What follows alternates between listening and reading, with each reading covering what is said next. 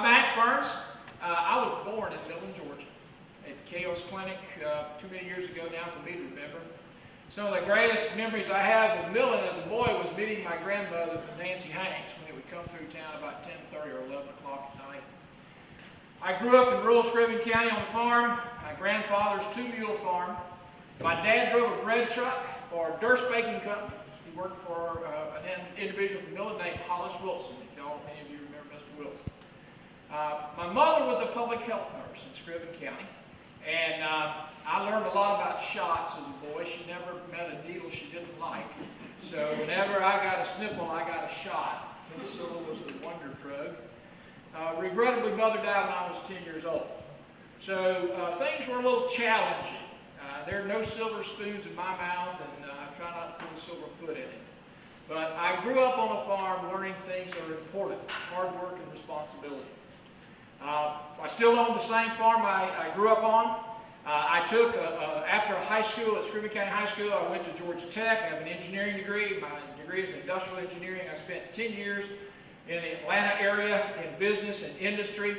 Did a master's at Georgia State during that time, and then decided to return to southeast Georgia, to Scriven County, to my home, and joined the faculty at Georgia Southern. Well, to do that, I had to complete a PhD in business. So I have an engineering degree, a master's, and a PhD that provided me the opportunity to come down to Georgia Southern, join the faculty. I spent 19 years in the faculty at Georgia Southern, and would never have left except for the opportunity to go to Congress. In 2002, I had the privilege of running for the U.S. Congress, which included Jenkins County, the old 12th district. Spent 2 years in Congress, ran some tough races, learned a lot about myself and about others. Had a chance after Washington to come back in the university system. I was dean of the business school at the Mike Cottrell College of Business at the University of North Georgia. And then I went down to Middle Georgia in Barnesville, Georgia, and I was president of Gordon State College. From there, I retired back to the farm. So, my background is basically agriculture, business, and education. That's my roots. That's where I came from.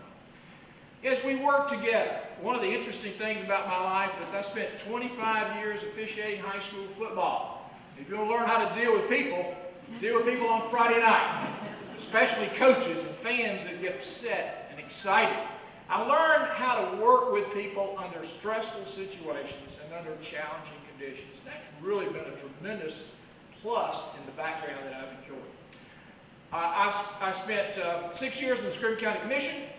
I was on the Governor's Regional Advisory Council. I was on the Board of Directors for the CSRA RDC. I'm a Fulbright Scholar. I was on the National Board of Directors for the National Fulbright, U.S. Fulbright Association. I've got a very broad and extensive background. And I want you to know, and I remind people of this, I'm an ordinary individual that's been given extraordinary opportunities. And I'm blessed. I'm very, very grateful for that.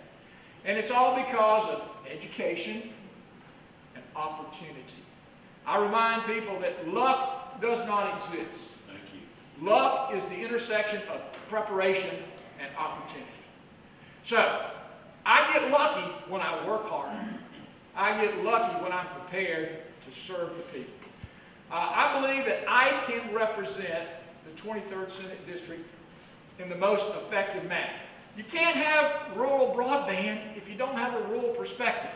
I appreciate Representative Butch Parrish's comments about the challenges we face with broadband. You can't have rural health care without a rural perspective. We've got hospitals in our area that you know are challenged to keep the doors open. There's one in your county, there's one in my county, there's one in every county. Rural health care is different from urban health care. You can't have rural economic development without a rural perspective. How do we grow jobs? Infrastructure, which includes roads, water,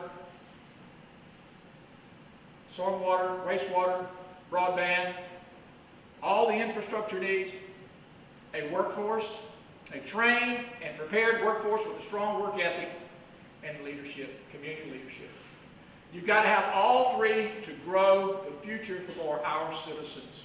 You have to have a strong education system, both K-12 as well as technical colleges as well as universities.